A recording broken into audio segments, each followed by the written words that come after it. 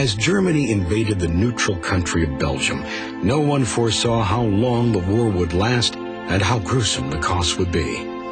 Over 65 million people fought. Over 20 million were wounded. Between 9 and 10 million died on the battlefield, and another 20 million lost their lives due to hunger and disease related to the war.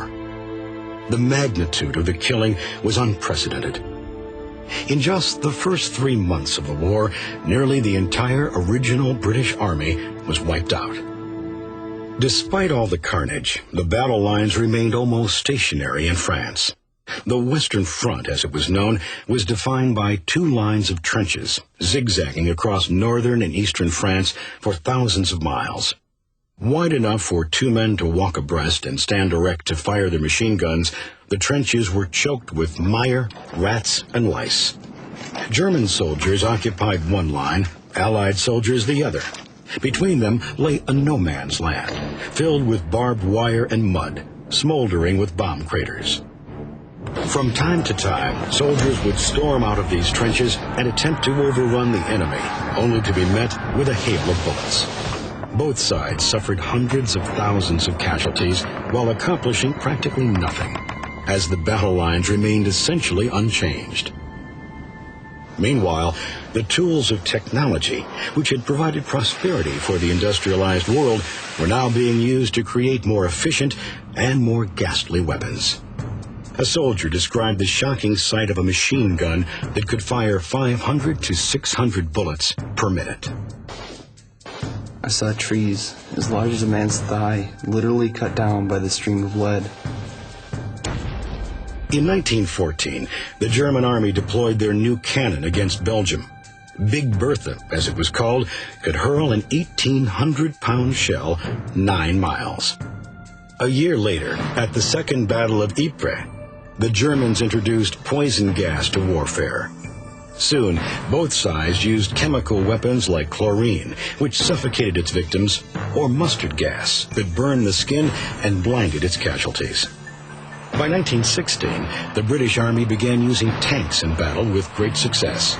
Before long, however, German soldiers realized that flamethrowers, weapons that could shoot a stream of flaming gasoline, could be used to stop them.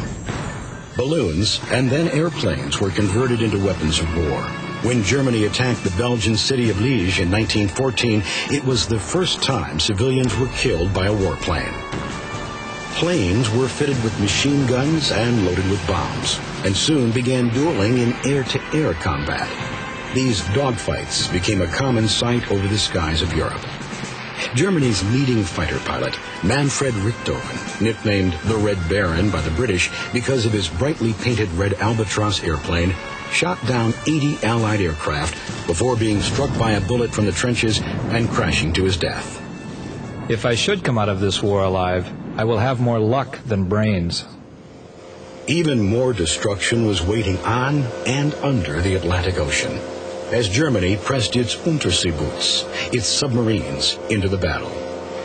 German submarines, U-boats, patrolled the Atlantic, firing torpedoes on merchant ships trying to deliver supplies to the Allies. It aroused the anger of Americans in particular because they felt that this was a violation of the principle of the freedom of the seas, long a cornerstone of United States foreign policy. Germany then launched a U-boat blockade in response to the British blockade along the German coast, which in theory prevented contraband, weapons, and military supplies from reaching Germany. But the British definition of contraband was wide-sweeping, including food and fertilizer for crops. 750,000 Germans died of starvation during the British blockade. 75,000 people lost their lives due to German submarine warfare. The blockades continued the pattern of war begun in the trenches. Everywhere, the fighting was inconclusive, while the new technologically advanced weapons made the lack of victories more devastating.